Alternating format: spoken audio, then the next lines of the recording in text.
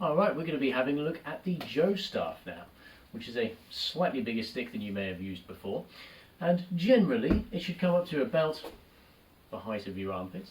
That's going to vary from person to person, but as long as it's not taller than you or below your waist, the technique should work just fine. Now this is a very, very powerful weapon because you can hold it with both hands, and it's not bladed, so you're going to have to learn to hit hard with it. But it's also great for defending yourself with. It's fantastic for blocking.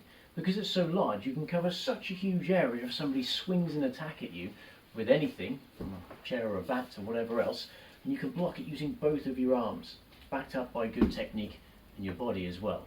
So it's fantastic for that. It's great for teaching you how to use full body motions because you have to move your body in sync with the weapon. It's going to teach you about redirecting maneuvers, which is where if somebody's really pressuring you from one side, you can learn how to redirect the force to another side and then come into strike, which you can use with other weapons and even your unarmed combat too. So the Joe staff, you'll enjoy.